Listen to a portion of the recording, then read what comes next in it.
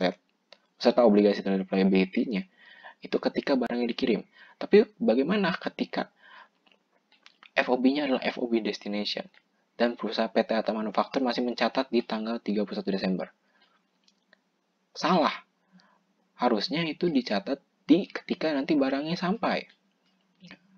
Pemindahan haknya itu terjadi ketika barangnya sampai. Kayak gitu. Nah, berarti kalau misalkan kondisinya begini, dia FOB destination, dia sampai tanggal 2 Januari, pencatatannya di tanggal 31 Desember, berarti ada permasalahan soal timing terhadap pencatatan tersebut oleh si perusahaan. Kayak gitu. Selanjutnya kita akan membahas test of detail balance yang related dengan balance related audit objective. Nah, di sini ada dua sebenarnya concern dari auditor terhadap account payable itu. Kan di sini kita membahas balance ya, atau objective. Balance-nya apa? Account payable. Menjadi concern auditor adalah soal completeness. Lebih ke arah completeness sebenarnya. Tapi apakah hanya completeness saja yang diperiksa? Enggak. Semua juga tetap diperiksa. Tapi auditor memberikan concern yang lebih terhadap completeness. Kenapa? Karena gini, perusahaan mau nggak sih punya utang banyak? Gitu loh. Nggak dong. Kenapa? Karena ketika perusahaan punya utang yang banyak, orang bakal melihat performa perusahaan ini, performa finansialnya itu jelek. Misalkan kalau kita lihat dari rasio likuiditas misalkan. Dari rasio likuiditas. Berarti semakin banyak dia tuh punya AP, punya utang, maka liquidity ratio-nya bakal kecil. Bakal makin jelek gitu lah. Makin jelek lah pokoknya kayak gitu. Makanya perusahaan bakal berusaha gimana caranya dia mengecilkan saldo, punya saldo account payable sekecil-kecilnya. Bisa jadi kalau cara yang legalnya adalah dibayar account payable dibayar. Tapi cara ilegalnya adalah dia tidak merecord si account payable tersebut. Hasilnya sama kan? Kalau dia bayar, account payable turun. Kalau dia nggak catat, account payable juga turun. Gitu. Tapi permasalahannya adalah ini suatu hal yang tidak baik, tidak legal, kayak gitu. Makanya dia tuh sampai ada audit prosedur yang khusus untuk urusan completeness. Karena dia auditor memberikan effort yang lebih dalam completeness di liability, kayak gitu. Nah, prosedurnya apa aja untuk si completeness ini yang tesnya disebut out of period liability test. Pertama, kita memeriksa dokumen for subsequent cash disbursement. Gini, tadi kan misalkan si perusahaan bayar menggunakan cek.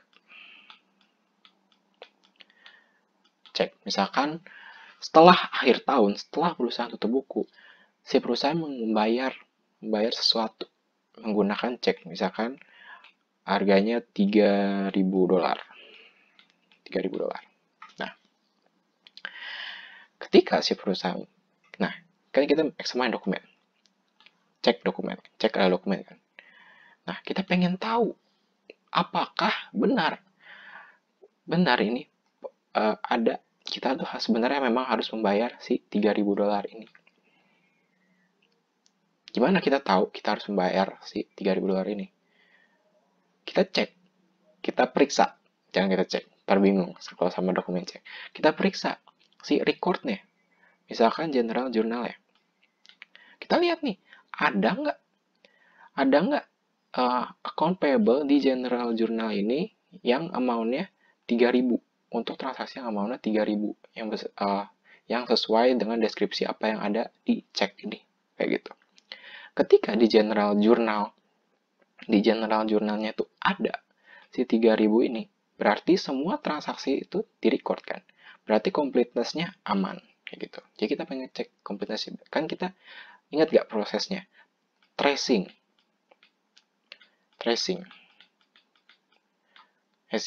Untuk urusan completeness kan. Dari dokumen, si cek, kita cek kita periksa ke general journal, kita trace ke journal. Apakah sudah di-record belum? Si ini, terutama si pembayaran. Kalau di yang prosedur pertama. Oke, lanjut. Kita lanjut ke prosedur kedua, tapi sebelumnya dihapus dulu ini. Nah, di prosedur yang kedua, kita akan memeriksa dokumen tagihan yang belum dibayar di akhir tahun. Kalau belum dibayar di akhir tahun, berarti di tahun selanjutnya si dokumen tagihannya itu masih ada dong, ya kan? Kita cek nih, si dokumen tagihan itu, kita trace aja. Dari dokumennya, kita cek ke general journal, si tagihannya tersebut. Nah, kita cek aja untuk dokumen-dokumen tagihan yang belum terbayar. Kalau misalkan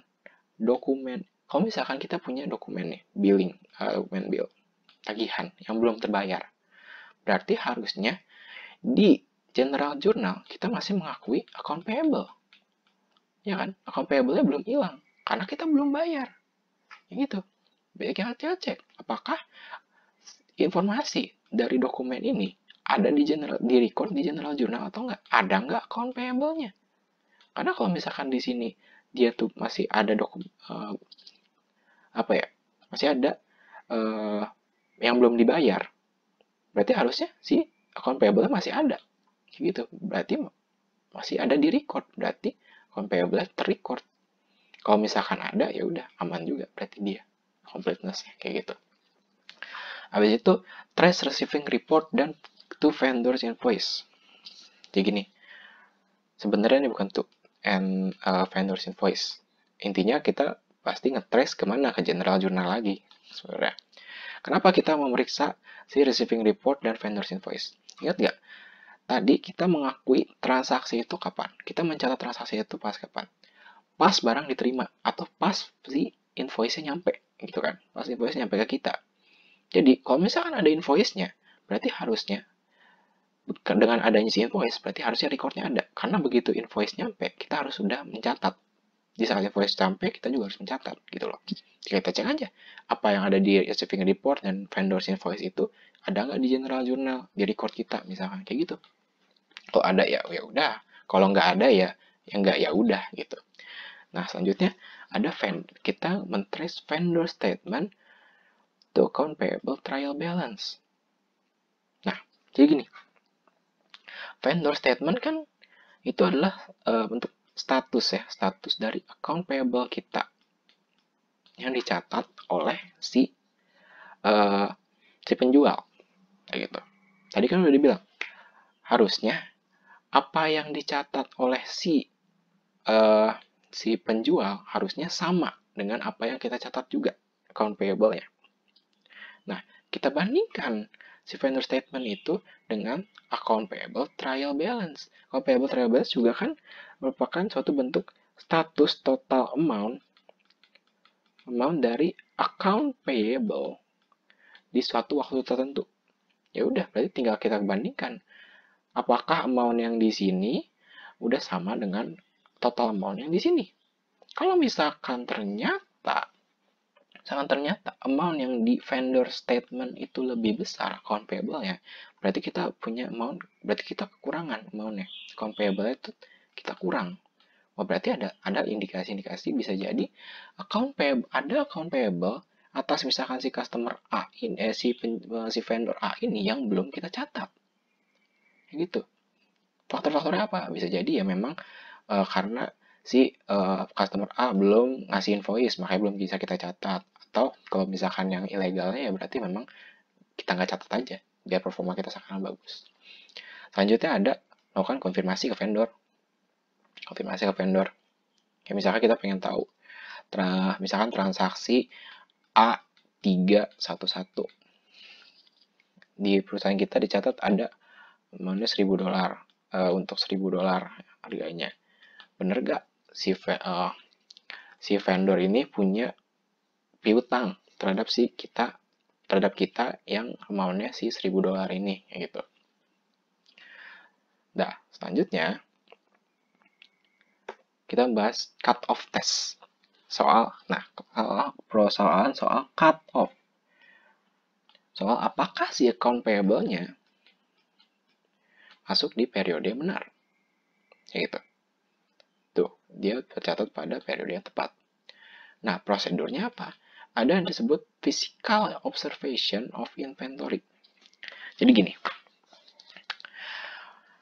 perusahaan itu pasti akan melakukan namanya stock of name. Dia akan menghitung inventory. Inventory yang udah ada, berarti inventory yang udah ada di warehouse, beserta inventory yang diterima pada akhir tahun. Berarti udah purchase, diterima di akhir tahun. Kan, biasanya stock of name yang totalnya biasanya di akhir tahun kan.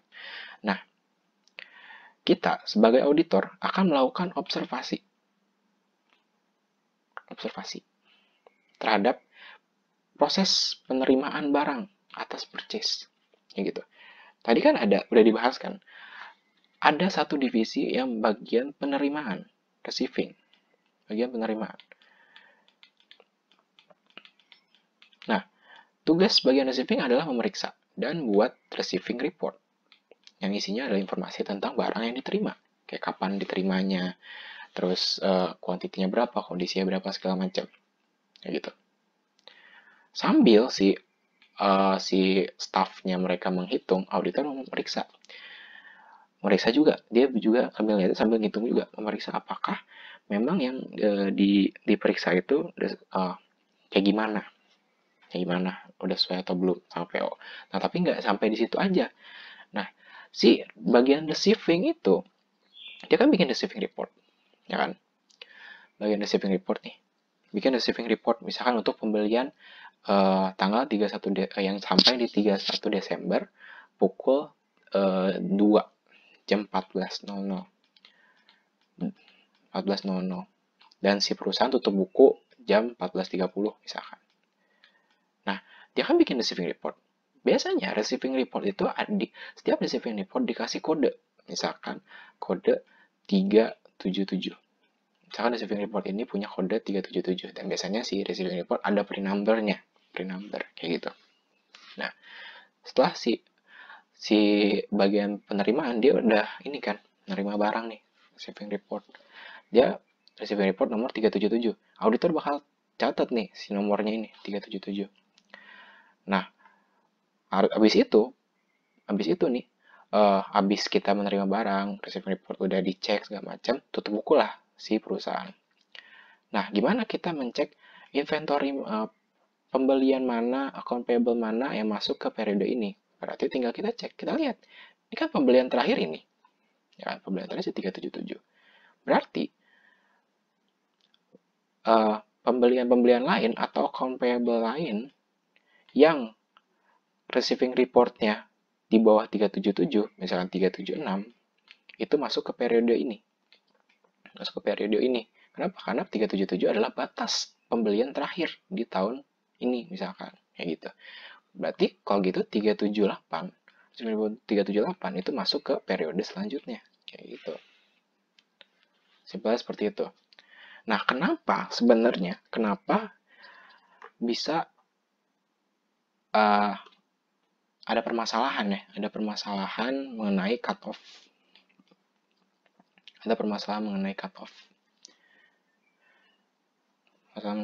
Jadi harus si account payable diakui di periode yang mana sebenarnya.